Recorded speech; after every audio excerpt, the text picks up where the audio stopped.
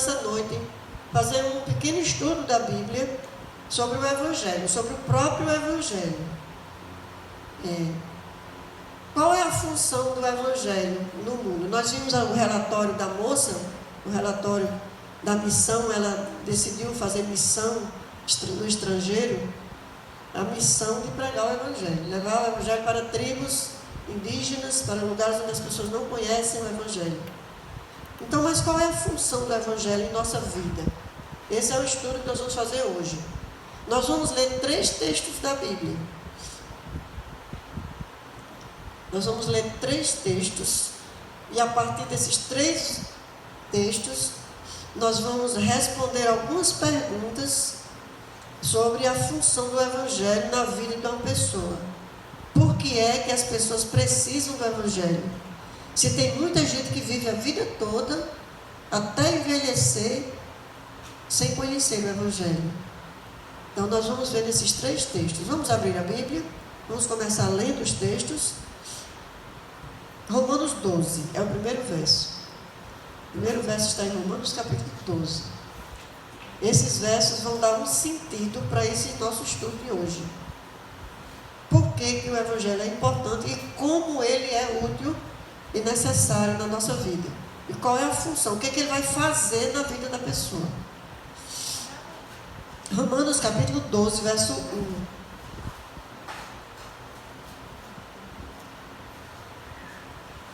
Tem um subtítulo na minha Bíblia, na sua não sei se tem, na minha tem. A minha diz assim: a nova vida. Então, se tem uma nova vida, porque tem uma vida velha antes. Vamos ler o verso primeiro. Rogo-vos, pois, irmãos, pelas misericórdias de Deus, que apresenteis o vosso corpo por sacrifício vivo, santo e agradável a Deus, que é o vosso culto racional. E o verso 2: e não vos conformeis com este século, ou com este mundo, em algumas Bíblias diz com este mundo, mas transformai-vos pela renovação da vossa mente, para que experimenteis qual seja a boa e agradável, perfeita vontade de Deus. Então, o que é que o Evangelho vai fazer na gente, na pessoa? O Evangelho vai transformar a nossa vida pela renovação da nossa mente. A luz do Evangelho vai mudar nossas ideias, nossos pensamentos, nossa maneira de ver as coisas. E isso vai mudar a nossa vida. Para que essa mudança? Para que a mudança? Para que a gente possa experimentar. Poderia o verso dizer assim: para que você possa experimentar qual é a vontade de Deus. Mas o texto diz: qual a boa e perfeita vontade de Deus. Agradável. São três características da vontade de Deus apresentadas nesse único verso. Olha, para que vós possais experimentar qual seja a boa vontade de Deus, qual seja a agradável vontade de Deus. Então, a vontade de Deus, irmão, não é desagradável, é agradável e perfeita. A vontade de Deus é boa, agradável e perfeita. E por que a gente não gosta da vontade de Deus? Por que o que Deus quer, a gente não quer? Então é aqui que entra o Evangelho. O Evangelho vai transformar para que eu goste do que Deus gosta, para que eu queira o que Deus quer, para que eu pense como Deus pensa, para que eu viva como Deus quer que eu viva. Sem o Evangelho é impossível essa transformação. Vamos ao segundo verso. O segundo texto está em 2 Timóteo. Para frente, siga para frente. 2 Timóteo.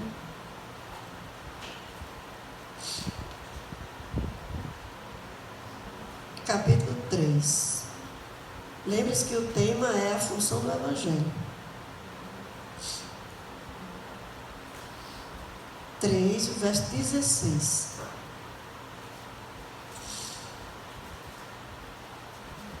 Pronto, bora ler? Toda a Escritura é o quê? Inspirada por Deus. Toda a Escritura é inspirada por Deus. E útil. A Bíblia toda é útil. Para quê? Para o ensino. Aqui que entra o serviço que o Evangelho faz na gente, na pessoa. Ensino, repreensão, correção e educação na justiça. Porque nós não somos educados na justiça. Nós somos educados na escola a não levar desaforo para casa. Somos educados na escola para ler, fazer conta, resolver problemas de matemática, desenvolver nossas atividades cognitivas. Mas a justiça de Deus precisa ser ensinada. E quem ensina um pecador a justiça de Deus é o Evangelho. Então ele ensina, ele repreende, ele corrige e ele educa na justiça. E quando uma pessoa se torna educada na justiça, sabe o que acontece? Ele quer para o outro a mesma coisa que ele quer para ele. Essa é uma pessoa educada na justiça de Deus. Ele quer para o outro o mesmo que ele quer para ele. Então essa é a função do Evangelho. Até aqui está todo mundo entendendo? Levante a mão quem está entendendo. Bom, vamos para o terceiro texto. O terceiro texto está em Mateus capítulo 11. Com esses 3 textos nós vamos entender exatamente a função do Evangelho na nossa vida. Por que é importante estudar? Por que é importante praticar? Mateus capítulo 11 e o verso 28 até o 30.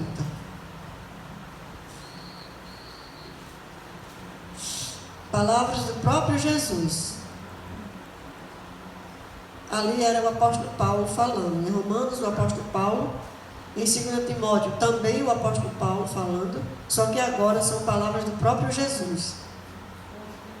28 até o 30. Diz assim: vinde a mim. Jesus está dizendo: venha a mim.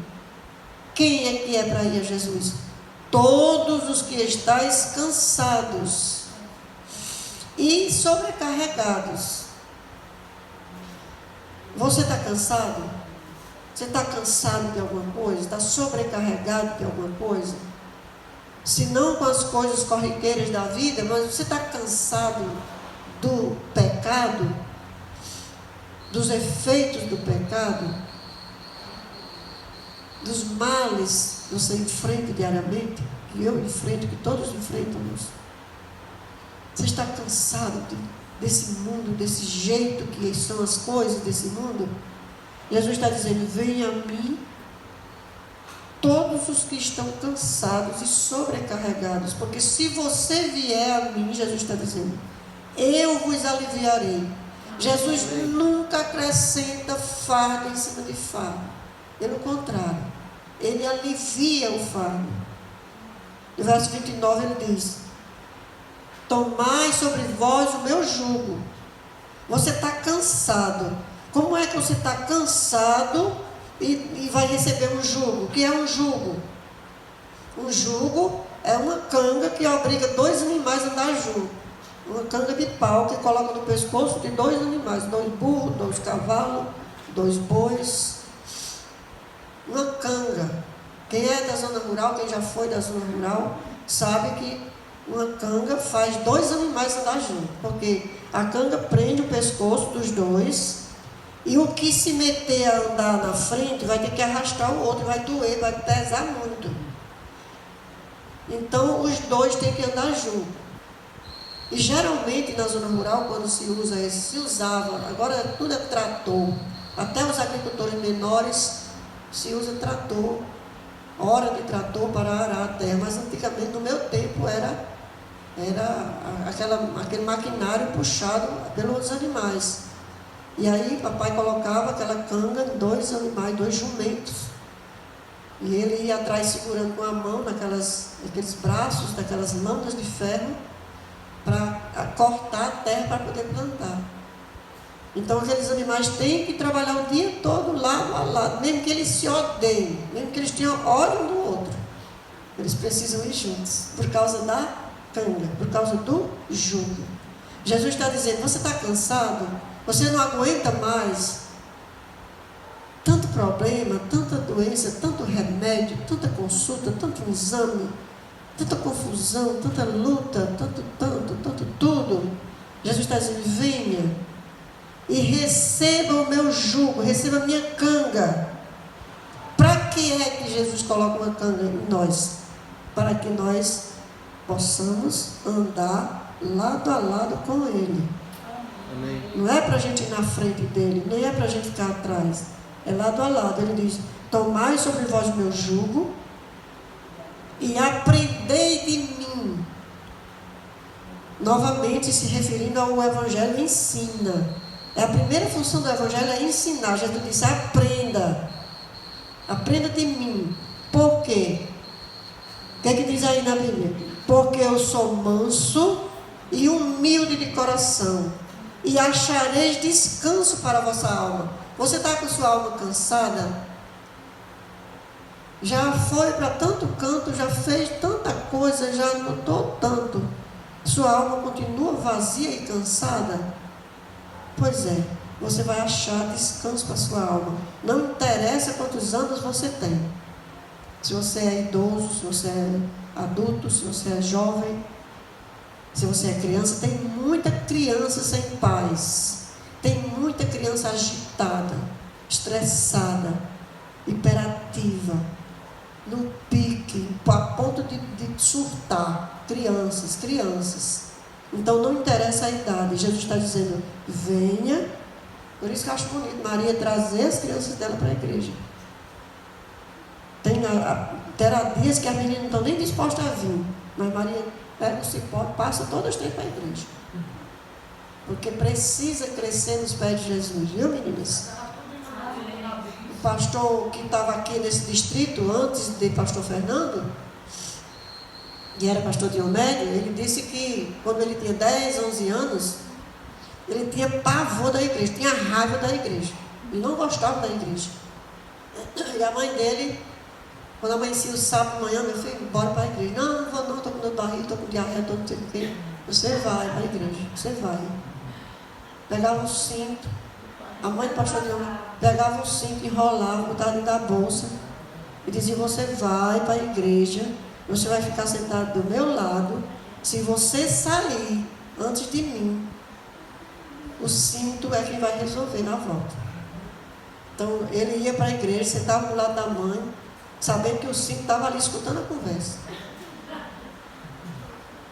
Ele disse que ele não ia prestar, porque todos os amigos dele que estudavam com ele, que jogavam bola com ele, que eram amigos de infância, todos, nenhum prestou. Todos se perderam na vida. Todos usaram droga, todos a polícia matou, outros tiveram que fugir, outros ficaram presos nas penitenciárias. Só foi aproveitado ele por causa do cinto. Então veja a responsabilidade que as mães têm para trazer seus filhos para a igreja. E depois ele foi ser desbravador, depois ele foi estudar teologia, e ele é um pastor exemplar. Muito bom, muito competente, passou por aqui, todo mundo aqui no distrito conhece ele. Foi ordenado aqui nesse distrito. Então, aqui Jesus está dizendo assim, aprenda de mim, porque eu sou manso e humilde de coração, e você vai achar descanso. As crianças não têm autonomia para decisão. Quem tem autonomia de decidir a vida das crianças são os adultos. E aí o verso 30 termina Jesus dizendo assim, porque o meu jugo é suave e o meu fardo é leve. A canga do boi é pesada, mas a canga de Cristo é leve. Eu que eu diga isto, porque eu já devia ter morrido há 20 anos atrás. Então, a canga de Cristo é leve. Ele traz alívio, ele traz paz, ele traz sossego. Agora eu pergunto, eu quero que vocês interajam nessa mensagem. Quero que vocês respondam alguma coisa que vocês queiram, podem responder. Qualquer resposta que vocês derem será certa, de acordo com o seu ponto de vista. O que o Evangelho exige de nós? O que o Evangelho quer de você? O que o Evangelho quer de mim? Que às vezes eu não quero dar. Mas o que é que o Evangelho exige?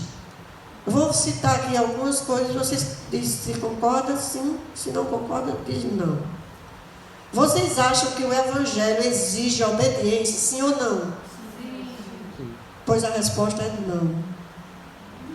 O Evangelho não exige obediência. Já eu vou mostrar a vocês por quê.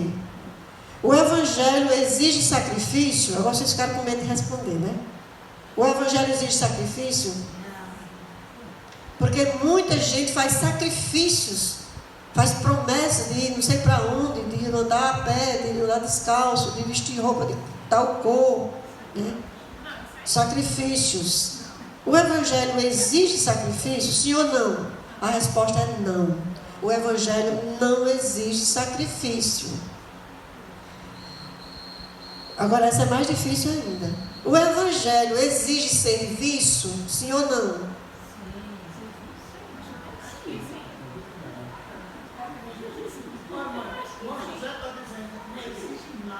Não, irmão. O Evangelho não exige serviço. Sabe o que foi que Jesus disse um dia? Jesus disse que dos que me amam eu espero muito. Dos que não me amam eu não espero nada. Então, se o Evangelho é para ser pregado a todo mundo, o que o Evangelho vai exigir? Nada. Viu, irmão Dedé? Você está certo. O Evangelho não exige obediência, não exige sacrifício e não exige serviço. Agora, tem uma coisa que o Evangelho exige de todos. O Evangelho exige entrega. Se você não se entregar, não adianta obedecer, não adianta fazer sacrifício, não adianta serviço. Se você não se entregar, é trabalho perdido. Porque não é isso que o Evangelho está pedindo de você. Não é isso que o Evangelho pede de nós. O Evangelho pede que eu me renda, que eu me entregue. E quando eu me rendo ao Evangelho, e quando eu me entrego, por ação do Espírito Santo, porque nenhum pecador é capaz de se entregar, nenhum pecador é capaz de se render, porque existe um império do pecado dentro de nós. E aí quando a gente se rende à ação do Espírito, que é silenciosa, viu, Francinete? A ação do Espírito Santo é silenciosa. Ele fala no louvor, ele fala no sorriso, ele fala no silêncio, ele fala na palavra, ele fala na sua mente. E na mesma hora que ele fala na sua mente, outra voz também fala na sua mente.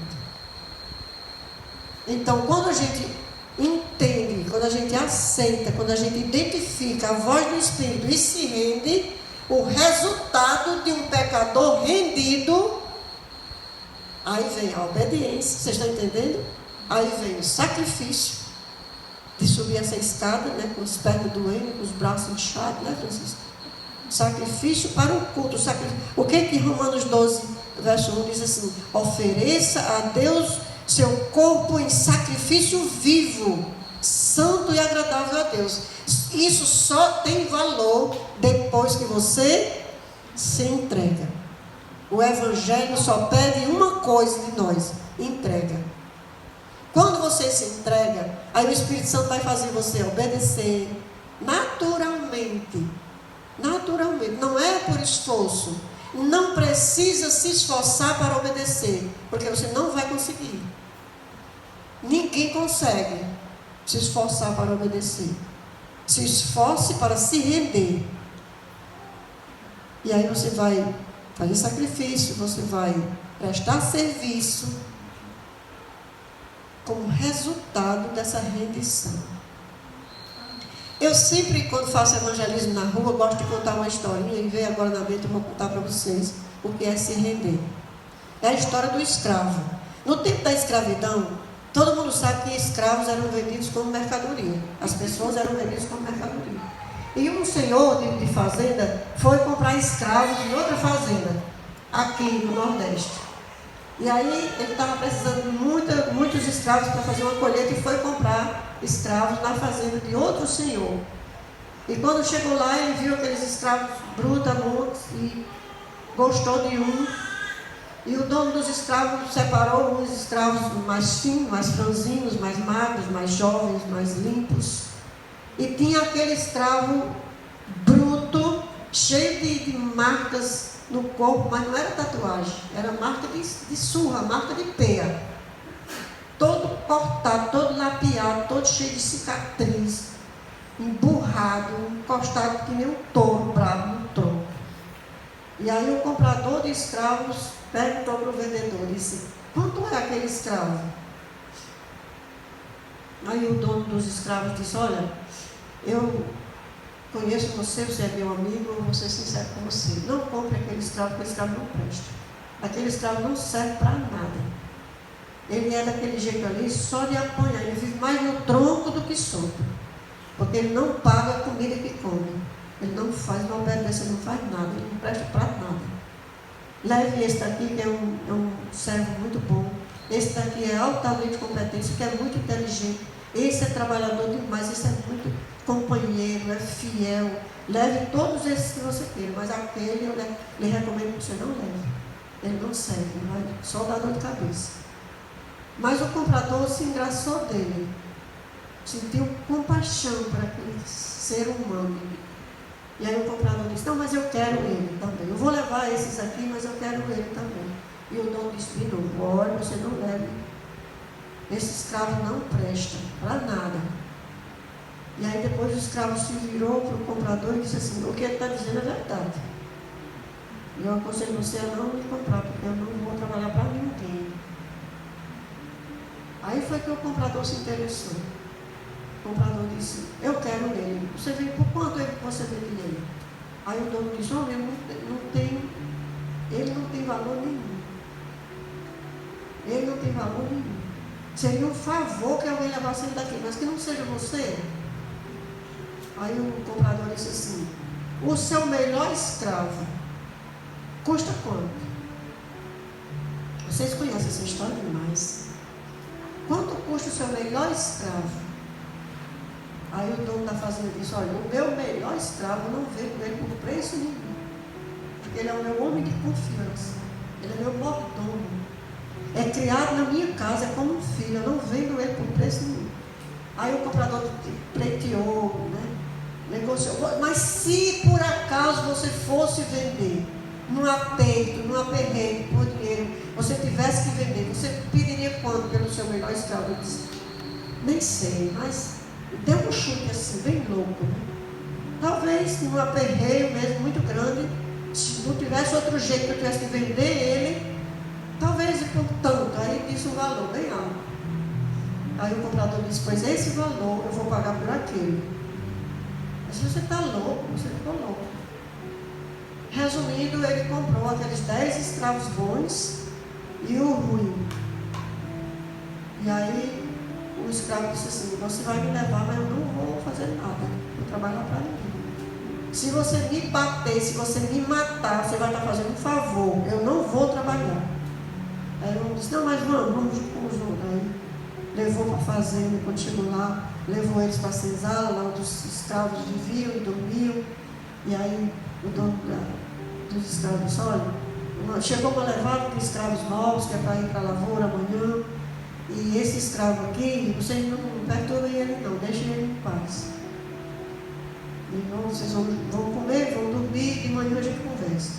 Quando foi no dia de manhã, todos os escravos muito cedo para o campo, todo mundo para o campo para cumprir seus deveres, todo mundo já sabia o que queria fazer, o escravo mau ficou lá na senzala. Aí o encarregado foi lá no gabinete do fazendeiro e disse assim: olha, o escravo novo não foi não. Ele ficou na cesárea. Eu disse, traga ele aqui. Aí o encarregado chegou lá e disse, olha, o patrão está chamando você lá. Levou ele lá para a mesa do patrão.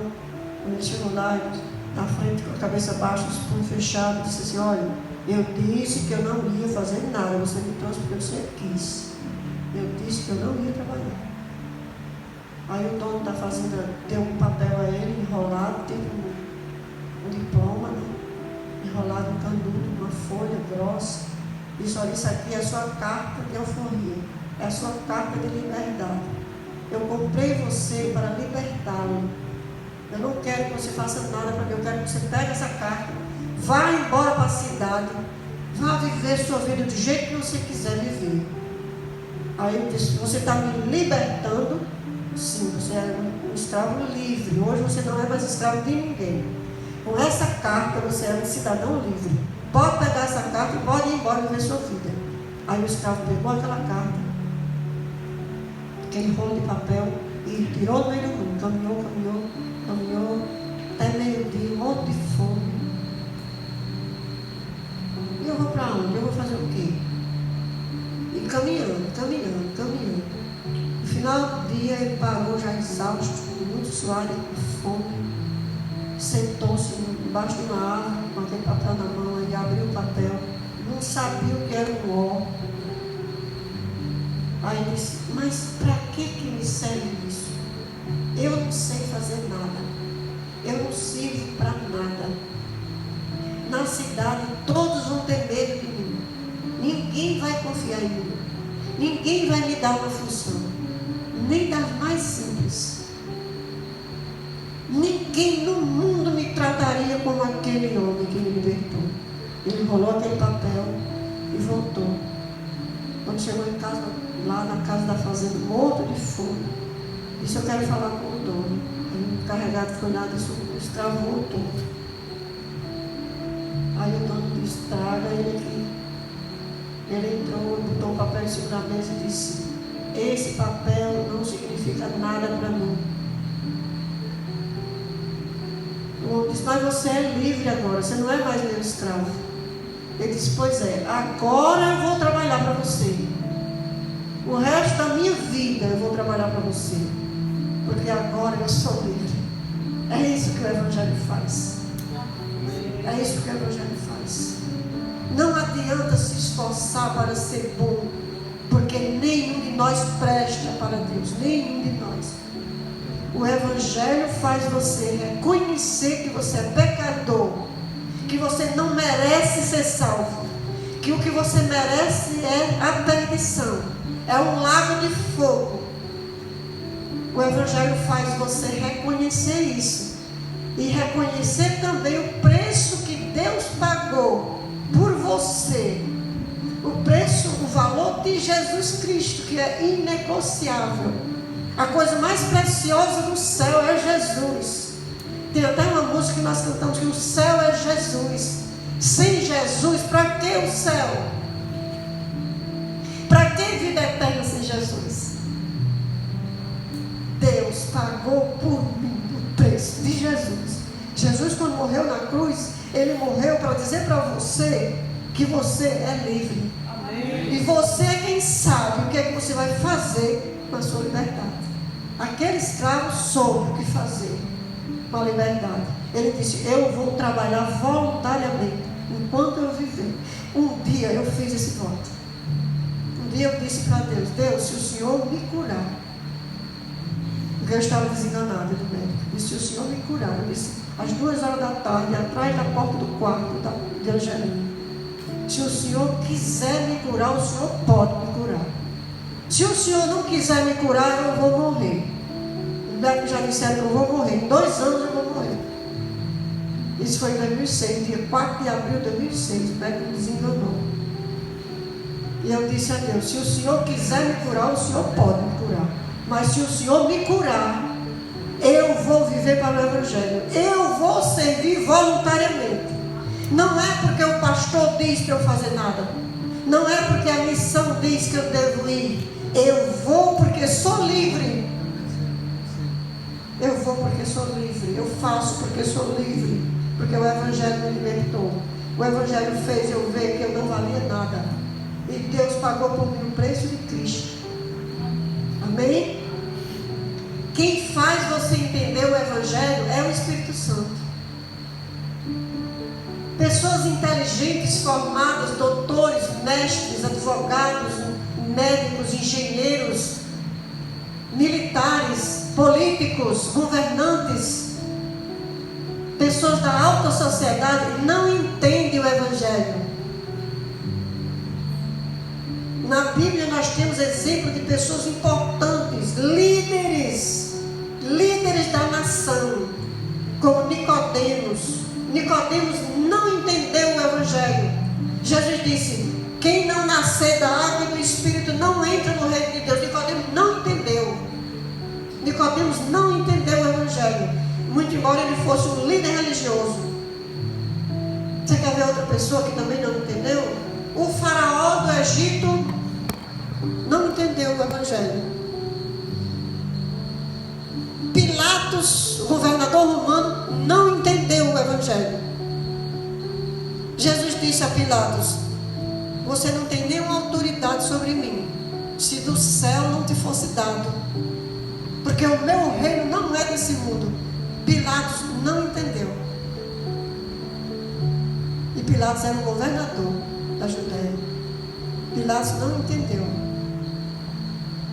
Sabe quem mais não entendeu? Herodes.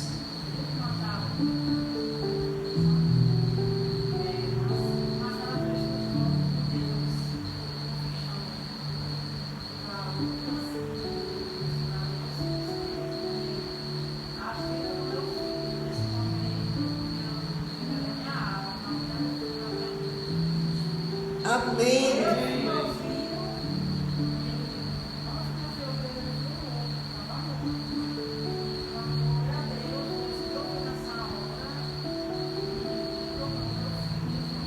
Amém. Está vendo, gente? A maioria de nós aqui fez esse voto. Assim como eu fiz, Francisca fez. E Francisca deve esse voto até o último dia de vida dela. O meu voto é enquanto eu for vivo, igual o voto do escravo. O escravo disse: eu vou trabalhar voluntariamente enquanto eu viver. E o meu voto foi para eu trabalhar para o Evangelho voluntariamente enquanto eu viver. No dia que eu tiver que fazer por obrigação, o Evangelho saiu de mim. Porque o Evangelho não exige obediência forçada de ninguém. Mas eu citei aqui o nome de pessoas importantes que não entenderam o Evangelho. Mas a Bíblia diz, eu vou ler com vocês esse último texto. A Bíblia fala de uma pessoa que entendeu o Evangelho. E esse texto está em Mateus capítulo 27. Uma pessoa anônima, uma pessoa sem importância, entendeu o Evangelho. Mateus 27, verso 54. E eu vou fazer uma pergunta e vou fazer um apelo hoje. Certo? 27, 54, verso.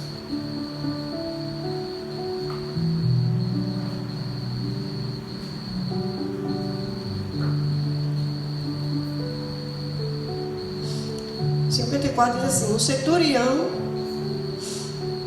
e os que com ele guardavam a Jesus, vendo o terremoto e tudo o que se passava, ficaram possuídos de grande temor e disseram,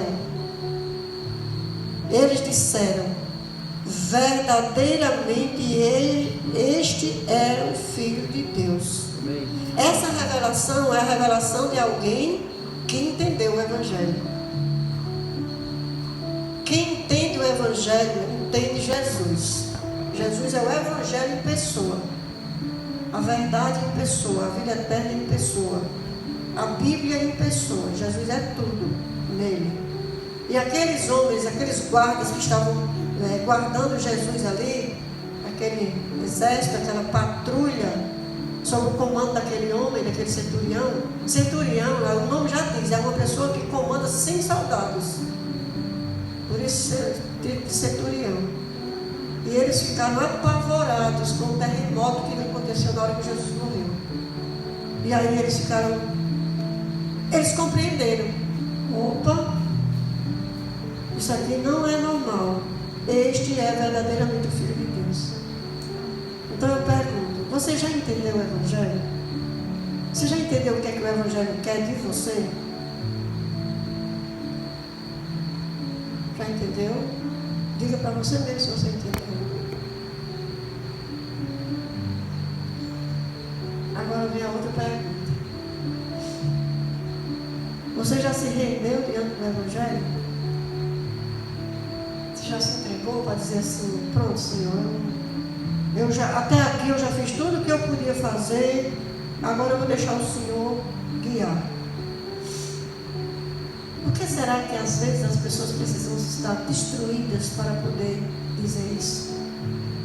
Porque a gente tem tanta dificuldade de dizer isso quando as coisas estão indo bem, quando tudo está dando certo, né? Porque nós somos assim. Essa é a natureza nossa. Você quer dizer a Deus hoje isso? Você quer dizer a Deus assim, Senhor, eu me rendo ao Evangelho. Tudo que precisa mudar em mim, quem vai fazer isso é o Evangelho. Tem alguém que quer dizer isso hoje?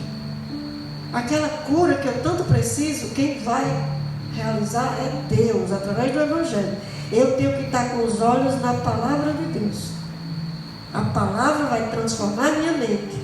Eu vou entender a boa, santa e agradável, perfeita vontade de Deus. E eu vou servir voluntariamente. E servindo voluntariamente, Jesus diz, acharei descanso. Tem alguém aqui nessa noite que deseja fazer esse voto a Deus? De se render? Eu quero me render diante do Evangelho. A cada dia. Fique em pé. Se você tem esse desejo de se render ao Evangelho, fique em pé. Se render ao Evangelho é se render a Jesus.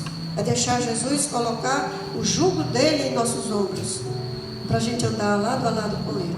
Amém? Quem concorda diz amém. Amém. Oremos. Querido e maravilhoso Deus, muito obrigada, Senhor, pela tua palavra. Nenhum de nós aqui é pregador eloquente, mas o Senhor nos chama as pessoas capacitadas. O Senhor chama pessoas rendidas, convertidas, que possam testemunhar para outros que vale a pena te servir. Só uma pessoa que já foi fracassada compreende um fracassado. Eu já fui fracassada. Só uma pessoa que já foi doente, desenganada do médico, pode entender alguém que está doente. Eu já fui doente. Só uma pessoa que já foi perdida entende a vida de um perdido. Eu já fui perdida.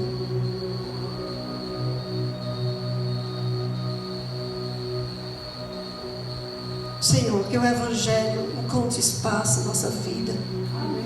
Que possamos quebrar os bloqueios, preconceitos, aqueles conceitos formados que nós temos dentro de nós como armas, que nós usamos para nos proteger do Senhor, como se o Senhor fosse um tirano. O Senhor é bom, o Senhor nos comprou com o sangue de Cristo. Nós somos livres para fazer o que nós quisermos fazer na nossa vida. Mesmo que a gente se distancie, vá para o fim do mundo, vire as costas para a tua palavra, não queira saber do Senhor, mesmo assim o Senhor nos ama, o Senhor nos busca, o Senhor nos acolhe. Ao sair daqui nessa noite, Senhor, que o teu Espírito Santo fale ao nosso coração, traga consolo, Senhor, traga paz, traga esperança para o nosso coração. Nos ensine, Senhor, a viver um dia de cada vez, dedicando tempo ao Senhor, para que o Senhor fale ao nosso coração e nos revele tudo aquilo que Faraó não entendeu, que Nicodemos não entendeu, que Pilatos não entendeu, que Herodes não entendeu, mas nós entendemos para a tua honra e a tua glória. E todo mundo que entendeu diz amém. Amém. Louvado seja Deus. Fica conosco, Senhor. Guia a nossa semana, guia a nossa vida. Muito obrigada, Senhor, pela vida. Eu estou vivendo um tempo de prorrogação que o Senhor está me dando. Talvez os últimos minutos da prorrogação.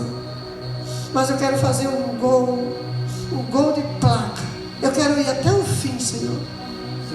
Na tua presença e viver para te servir. Amém. E um dia eu possa dizer, eu e minha casa servimos ao Senhor. Amém. Todos nós lá de casa, Verônica, Marina, todos nós possamos entregarmos ao Evangelho em nome de Jesus. Amém. Amém, Senhor. Amém.